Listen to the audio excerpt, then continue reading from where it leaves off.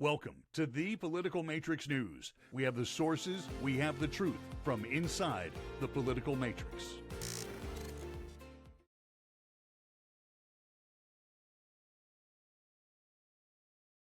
This is the Political Matrix News for Friday, the 23rd of August. My long time friend Jackie having her birthday today, but she doesn't want to be reminded of it, so I'll just do this and say I embarrassed her publicly. I would be Rob Milford down in Orlando, Florida. Greg Fink is holding Alachua County and Gainesville together by his fingertips. He's holding in control. Big fingertips. Yeah, and Scott Miller finds himself in Pensacola at this point.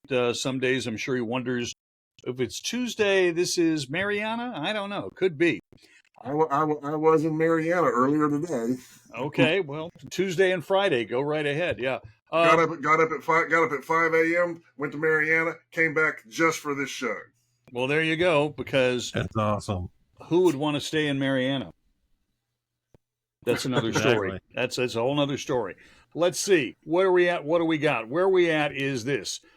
Today on a Friday, a major presidential candidate, the third-ranked presidential candidate, dropped out of the race and said, I endorse Donald Trump. Of course, we're talking about Robert F. Kennedy Jr. Greg, you were real big on this. I'll let you take the first swing. Have at it. I think Greg, doesn't he have a famous family of some kind? No, he doesn't. He's from a very small family. Not anymore. Nobody's never heard about Massachusetts. Not anymore. It's some unknown uncle who was got assassinated for being president of a little country called America. Mm-hmm. Anyway, but yeah, I think that was great. I think I've been talking about RFK for ever since we started the podcast. Right. And I was thinking that he was going to be a really good ghost figure. I never thought he was going to finish out his race, but I thought he was going to be a really good figure behind the scenes for the Republican Party because he does have a lot of Republican values that he's running on. Yeah, he does. With his name and everything, I think it lends a lot of credibility to the people who are on the fence about Trump. I mean, after watching Camilla's speech last night, and Camillanomics and Camilla DeVille and every other Camilla jargonism I can come up with, I think it was actually the worst speech of the entire convention, in my opinion. And really? Really? Yeah, it was ping-ponging all over the place. There were so many falsehoods about promises that were not attainable. And there's so many things that were basically saying that were being done by Trump that were not even realistically close to being true. And so, it was a barrel of monkeys, it was a barrel of lies. And so, it was a horrible speech. She delivered it well, I thought. She stayed on message. She didn't try to ad lib. She has big hands. She has Janet Reno hands. I can't say that I even noticed that. She gestured a lot. The applause at the front end, it sounded like State of the Union kind of applause where you get 4 or 5 minutes. And obviously the networks have already decided that she's elected. I mean, the next 70 some days are mere formalities at this point. Queen Camilla. Yeah. So, which is really weird because the Queen of England is named Camilla too. So, Scott, what do you think about young Robert getting out and saying I'm with Trump? Well, I've actually, been listening to this on the rumor mill for a couple of days, and I just, for me, it's really the part that's starting to seal the election for Trump, because normally after a convention, a candidate is going to enjoy like a week or so of the honeymoon. Well, I guess they figured that the honeymoon that Kamala got was already. She's already had her honeymoon, and she didn't even make it through the convention before she started taking a nosedive. Hey, no, she had her honeymoon last night. All the applause, the speech. That was it. You know something about. That's the honeymoon at the convention of the people at the convention. Actually, the media is starting to drop her. Ever heard turnabout's fair play? This is where there's a real definition of turnabout being fair play, because after the convention with Republicans, Biden took off and left and everything and decided not to run. That took all the oxygen out of the sails for talking about Trump and the Republican convention. It took all the oxygen out of the air. And so what do? Whenever on the tail end of her convention, RFK drops out of the race, just like Biden dropped out of his race, and he gets behind Trump. And so that's taking all the air and taking all the oxygen out of the room by her convention. All right. So I think it's, turnabout's fair play. I have no problem with that at all. I mean, basically, we just suffered through a 4-day infomercial from the Democratic Party. Okay, that's really what it is. And Beyonce never showed up. Yeah. TMZ has apologized for that. It was carried by all of the networks, all of the wire services on Thursday, and Bebe couldn't make it for whatever reason. If Taylor Swift had walked out, I would not have been surprised, but there's that. Wait a minute. Are you saying, wait a minute. Are you saying that TMZ is a less than reliable news outlet? Well, you know what? Over the years, in my previous occupation of being a radio talk show host, they were invaluable. I've got to go back about 10 years, no, a little more than that, 12 years ago, when the big story that day was the death of Farrah Fawcett. We all grew up with her poster on the wall, right? And she was way skinnier in real life than you would imagine. Well, yeah. And Lee Majors even said it was the love of his life. And, of course, she dumps him and goes to Ryan O'Neal, and they're now buried together. What happened later that afternoon is ambulance going to Michael Jackson's place. So I'm getting this in real time, and I was the first person to put 2 and 7 together and come up with 49, and that is that Michael Jackson was dead. When you have the police department, an ambulance, the police department, detectives, he dead. All right, and I was the first one to call it more than an hour before it actually got out, and that was based on what TMZ was reporting. So, literally that was less than 30 miles from their office. That was pretty good. So I did good. The problem with TMZ isn't their successes, because they have broken some big stories.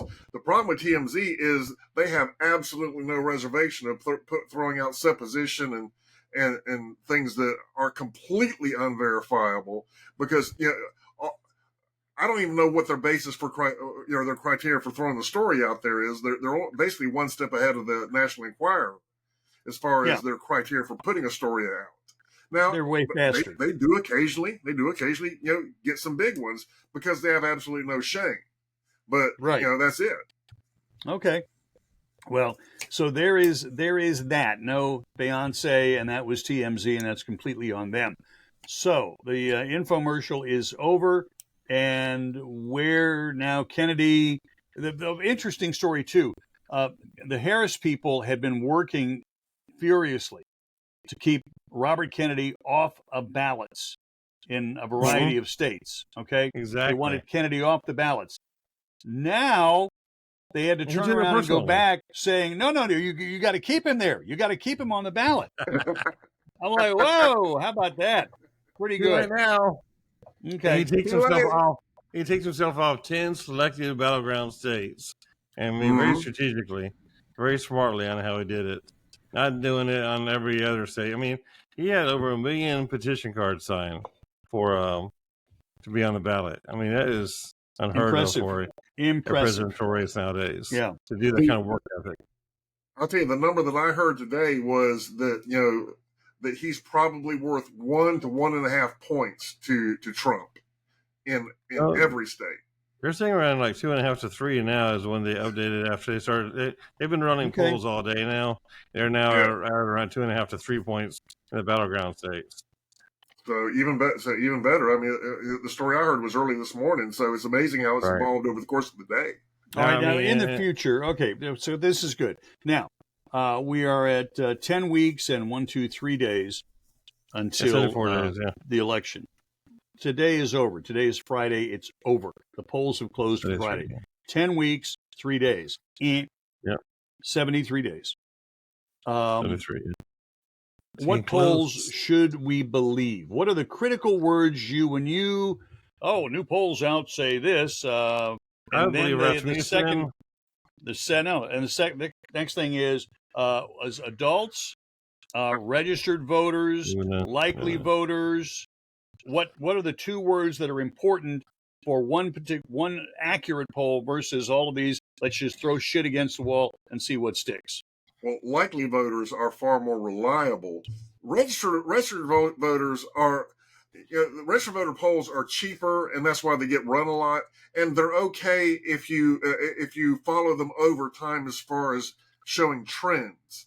But as far as being an accurate depiction of the current race, they're entirely unreliable, in my opinion. Okay, and, right. I think that our methodology has borne that out over the last 25 or some odd years. Okay, Greg. Yeah, I agree 100% with Scott. I mean, the only people out there who are really doing it in our same manner would be Rasmussen. He does it very similar to our manner. Trafalgar does, and what's the other one? The Zogby used to. Zogby's not doing it anymore like that. Yeah. But I mean, Trafalgar is really good. I mean, they almost are identical to our data whenever we run the same kind of polls and everything. Your methodology. You have the same recipe, you make the same bread. Exactly. Okay. There you go. And I mean, there's not very many of them out there, so I mean, there's probably gonna be like a handful that'll be correct. The Marist won't be right once every 40 times, and Stop clocks right twice a day too. So there you go. Yeah, exactly. All depends on who's running the ship on that day there. Okay. And we're going to start doing some battleground surveys ourselves, the listener group here in Political Matrix. So we'll start doing some battleground surveys here in October. And so we'll probably be polling in Ohio, Michigan, Florida, and Georgia. Those are probably the 4 states where we're going to be doing some polling in. And so for which president. Offices? For the president. For presidential races, yeah. Very nice. Very nice. So we're going to start doing those polls in October. And so we're going to see how they come out and everything. And I'm pretty sure we'll be very accurate as we have been in the past. Okay. And so, but yeah, so I mean, I think looking at the numbers and everything, it's going to be very interesting. On a different note, did you guys hear about the state parks in Florida? The development. Saw the story yesterday and went, you got to be kidding me. Some big stories today. All right. It's what story today? 350 room hotel in one of the state parks in St. Augustine, and a few other lodges and hotels. And basically, DeSantis has done this all by executive order, bypassing the legislature. Whoa! Without any polling being done. And so it's pretty interesting how it came out. And there's some very big hearings coming up next week and the week after about what the hell happened and how nobody found out about any of this. These are all state parks, which are nice, pristine parks, but they're going to be putting like golf courses on them, and a frisbee golf course on one, an 18-hole golf course on another, hotels and a few others. And it seems to be very bizarre that these parks that used to be like $8 to get in are now going to be extremely expensive, and they're going to literally have hotels on government property who are competing against the tourism on private industry in the local area. And so that's an area where we might be doing some polling on that as well here in the next few weeks. And so I got to tell you, on prima facie, face value, how freaking stupid can they be? How freaking stupid! It's only DeSantis he is his executive order. How? Let me repeat that. You may not have heard that. Can't be that how stupid. Freaking stupid it is. Now here, let's delineate or differentiate. This is Florida. Okay, there are plenty of golf courses in Florida. He's the major Florida man. All right. Exactly, the major Florida man. I'm sorry, Rob. Rob, please go ahead. I'm sorry. No, that's fine. No, go ahead. I guess you go to this. In Alabama, they have what's known as the Robert Trent Jones Golf Tour Trail. Thank you, the Golf Trail. Yes. More than a dozen state-owned golf courses all around the state, and they're incredible golf. I played a couple of them. What? Yeah, I played them. They're great. Very, very popular. Draw golfers from all over the country. And here's the beauty of this thing. You go here, you start, and day one, and you play your 18. Day two, you drive to the next one, 60, 80 miles down the road, you play another one. Day three, another hour down the road, hour and a half, there you are. And they're all different golf courses across the state. Now, I got to be honest, I don't know. Let's see. How many golf courses in Florida? Let's see See, I don't Okay, know you if that's ready? gonna. According to top 100 golf courses, There are more than 1,250 1,250 golf courses in Florida. We Okay, need more. 1,200. Okay, We well, need more. I know for a fact in Orlando, where I am, within 1 hour of the intersection of I-4 and the Turnpike, so that's south of downtown, within 1 hour, there are more than 200 golf courses. You can play literally 9 holes a day, every day for a year, never play the same 9 holes. No problem at all. And you just say, why does the state need golf courses? The answer is they don't. Now, a Frisbee golf course has a much smaller footprint. I will grant you that. But when much you lower see, impact. well, yeah, absolutely. And even though it's still umpteen, yeah, okay, I got it. But the point being, they don't need it. The idea, where's the money coming from to do all of this? How about we buy more land at Paynes Prairie? How about we buy more land next to the second largest Civil War battlefield in the state of Florida? Anybody? No? How about there is a finite amount of Everglades, there's finite amount of wilderness and prairie. The Florida prairie is damn near eliminated. And the way things are going, I got to tell you, the Florida citrus groves, they should have a state park for those, because in another 20, 30 years, they'll all be bulldozed. I'm in Orange County. There may be 2 orange groves left in Orange County, and the county should buy both of them and maintain them in perpetuity. All of those orange trees that we grew up coming down the turnpike, right, or coming down the whichever way it is, from Ocala down to Orlando, all of those orange groves are gone. Okay, they froze, they blighted, they froze again, and blighted again, and they're all housing developments. The Citrus Tower in Claremont to the northwest of Orlando. When I went there as a little kid, yes, it was the 60s, and you could see nothing but orange trees. And you go up to the Citrus Tower now and you look out, you know what you see? Not a damn single orange tree. All roofs of all houses more than $500,000, because it's on the west side of Orlando, and somehow they've decided that's the nice place because they have some hills.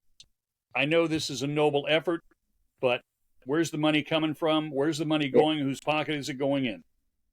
Well, I disagree about the nobility of it, to be honest with you, because this is the government getting into business. The government has no business being in business, because they get the land for free, and I don't care if they're leasing the property out to these hoteliers. It's still an unfair competition to other hoteliers. I mean, and there's no reason. Number one, governments. Every time governments get into business, it always is a fiasco. I mean, well, they won't fail because they've got an unlimited bank account. So whenever they make a dumb mistake, they can bail themselves out. If you want to avoid the perception of corruption, this is not the way to go about doing it. Indeed. And it's also, even if it starts out completely noble, it's only a matter of time before someone gets a wacky idea, and all of a sudden there's money under the table. It's inevitable. The first 6 weeks, probably. Yeah, right. Yeah. I apologize. I made 2 mistakes. Number one, there are only 11 golf courses in Alabama on the Robert Trent Jones Golf Trail, and they are not owned by the state. No. Much more serious than that. They are owned by the retirement system of Alabama. Yes. So, and in Alabama, the cops, the firemen, nurses, county, city, state employees are all part of the same system. Now, depending on the deal they have, may get a bigger slice of the pie. Florida here, we have 175 state parks being ran by the DEP. And basically, this is part of the 24-25 initiative that they have for expanding the parks and getting them to be more, available to the natural public. But, there's got to be a better way of getting the public to join these parks than building a freaking hotel and amenities and everything else, which more or less take away a lot of the natural part of the park. Yeah. All I got to say is brought to you by the people that bring you the DMV. Yes. Shame on you guys, man. And we're Republicans, for God's sakes. That's true. All right. This Well, isn't. I mean, there's some environmental disappointment on my part, but the real heart of it is the government has no business in business. This is like when the county commissioners try to be land developers, and that always turns out to be a fiasco. Yeah, we had a soccer complex like that in Florida, and Escambia, where a few guys went to jail. Yeah, not enough. That's a pretty common occurrence. Not enough. Went to jail or were found dead under their front porch after having consumed. They suicided themselves with antifreeze. Thank you. Antifreeze. Got it. Antifreeze. And apparently, when you poison yourself with antifreeze, it makes you taller than you are in life. And your skin color changes, and your hair grows. Your skin color changes a little bit. And your hair grows a lot faster because I actually talked to the guy the day before. Yeah. And I was actually there when they pulled the body out from underneath the house. So, for full disclosure for his wonderful World Wide Web, it wasn't him. It wasn't him. Yeah. So the question, where is him? Right. He's now 93 years old, so he's probably has heart disease. Probably hanging out with some Nazi war criminal somewhere. All right, item last this evening is going to be pretty simple.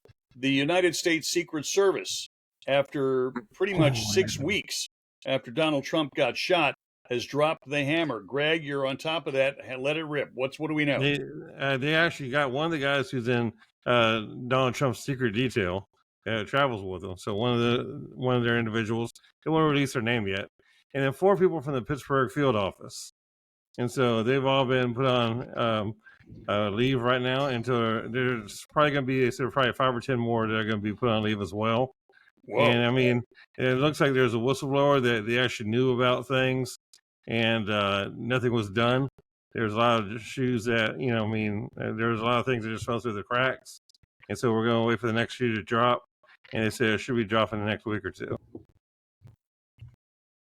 Took them long enough to get this far.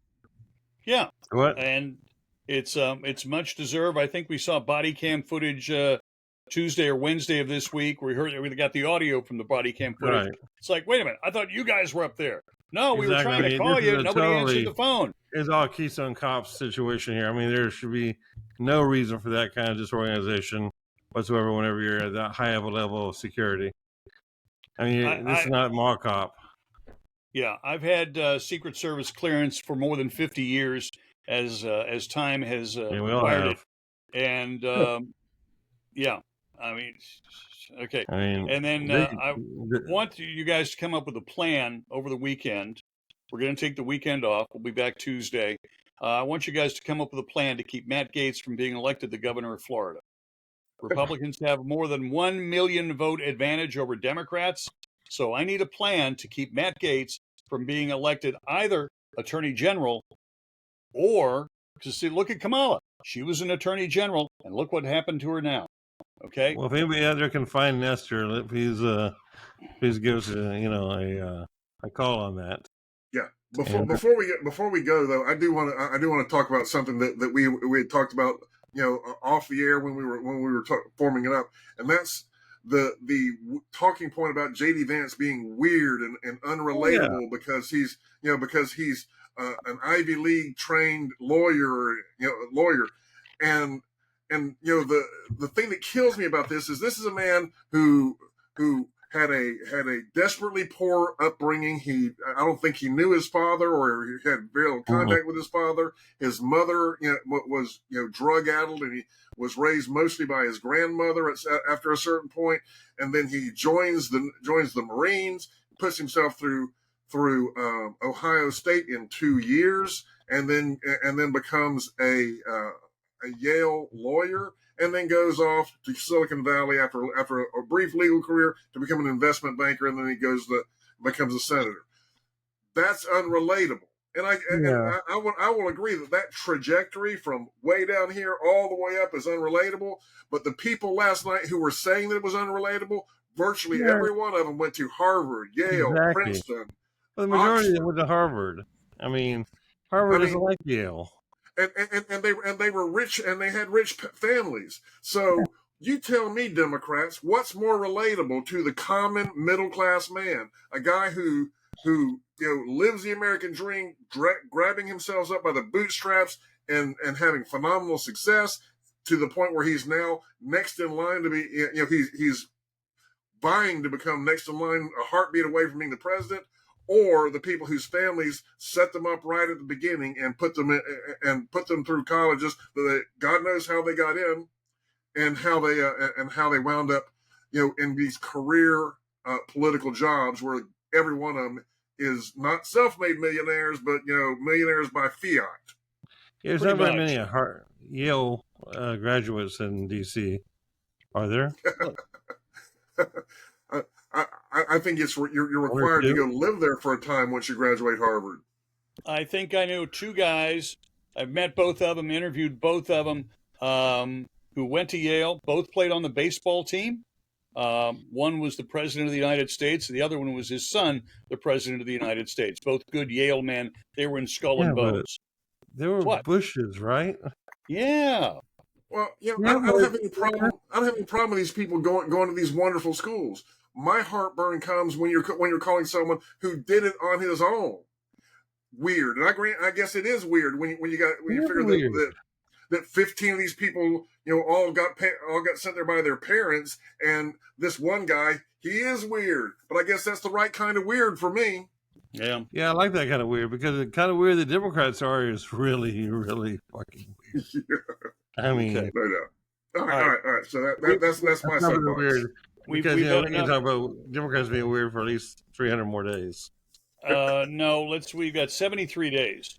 And I know, so but 300 more days. So weird. Coming up on Tuesday, we're going to talk about what we can do to keep Matt Gaetz from getting elected to any higher office. We may not have to worry about that if the House Subcommittee Investigations does their job. We'll see. And also what Donald Trump needs to do and not do again, and try something outside of his comfort zone. He hugged RFK on stage. Wow. They actually gave each other a big bear hug. Mind blown. Bring it in, big squeeze. It's pretty cool. I mean, it is pretty cool. I never see him hug another man.